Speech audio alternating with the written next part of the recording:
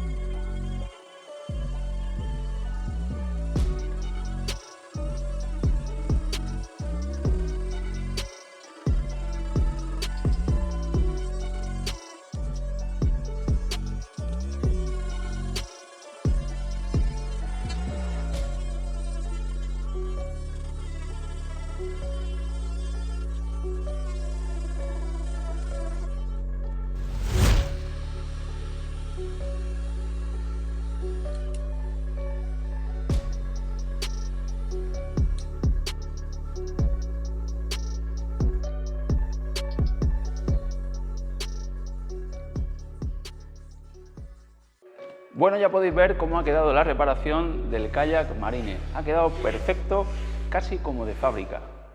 Si te ha gustado, suscríbete, dale a la campanita y recuerda, los vídeos son gratuitos. Con ello nos vas a motivar a seguir haciendo muchos más.